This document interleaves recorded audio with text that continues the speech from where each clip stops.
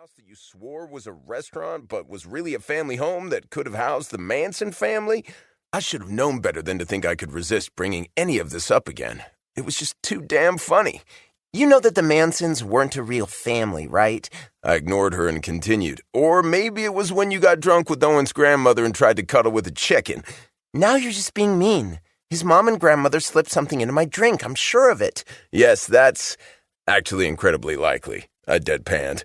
Hands planted firmly on her hips, she stepped closer in a move she probably thought was menacing. But while she was tall, her blonde head barely reached my chin. Do you think Hudson ever would have called you if we hadn't gone down there for the reunion? And do you think you ever would have gone to the reunion if I hadn't said it was a good idea? Nope. So really, you getting to feed your hero complex is all because of me. Should I just forget about all the time you profusely apologized for making me go to that reunion? Yes, she said, her voice emphatic.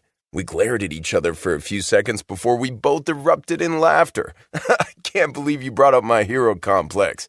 That was a low blow. So I'd offered to house sit and look after a few dogs. Babysit a 7-year-old selective mutant rescue a wayward sister? That didn't make it a complex. She calmed, but the smile stayed on her face as she wrapped her arms around me. I love that you love your sister, and I also love that you're so worried about being welcoming and accommodating. But she chose to call you because she knew she could count on you. It's not about the state of your apartment or anything like that. It's because you make people feel protected and cared about. I leaned down and rested my cheek on top of her head. Stop saying nice things to me. It weirds me out and, oddly, turns me on. I pressed my erection against her a bit as evidence. She spluttered out a laugh. I'm just speaking the truth, you perv. Well, your truth makes me horny. I started running my hands up and down her back. What time was Hudson's flight getting in? She asked, her voice breathy. She said she'd call when she landed. Her flight had been delayed, so it had been over 24 hours since her frantic call, but I was still relieved she was on her way.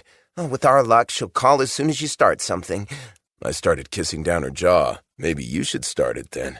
I think you beat me to it. I can stop, I said as I pulled away from her a little. She reached up and pulled my head down to hers until our lips touched. Don't you dare, she mumbled against me before drawing me into a heated kiss. As our tongues tangled and we gasped and moaned into each other's mouths, I thought about how life couldn't get much better. Against all odds, Taylor and I had somehow grown closer while enduring enough drama to fuel a soap opera. I began moving us toward the couch so we could stretch out on top of each other, preferably with less clothes on. As soon as Taylor's back made contact with the fabric and I settled on top of her, we began grinding desperately. This was how I always hoped things were for Taylor and me, incendiary.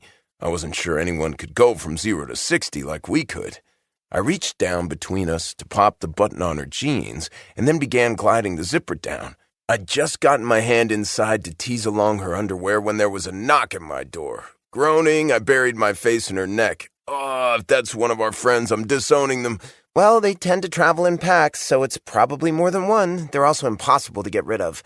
Kind of like the herpes of humanity. I laughed as another knock came. Yeah, I'm coming, I yelled, hoisting myself off Taylor. She snorted. Not now, you're not. Jerk. When I reached the door, I gave a quick look over my shoulder to make sure Taylor was decent. Seeing that she'd refastened her pants and was sitting up on the couch made a wave of longing rush through me. Was it too much to ask to have some spontaneous sex with my girlfriend one last time before my sister moved in? I was going to kill whoever was on the other side of the door. Though not literally. I'd already avoided one murder rap, no need to tempt fate. Taking one more deep breath to make sure my body was back under control, I opened the door, ready to give hell to whoever was on the other side. But as my gaze settled on who was there, I jerked my head back in surprise. Hudson? A frown marred her face. Yeah. Were you not expecting me?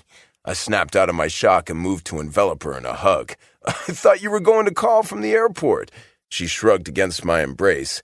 I didn't want to make you come all the way down there to get me. It was just as easy to Uber. I would have been happy to come get you. In fact, I was a little irritated that she hadn't called.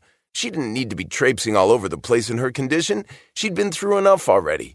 But coming down on her for it wouldn't help anything. What was done was done. Well, how did you know my address? I asked as I pulled away and gestured for her to come in.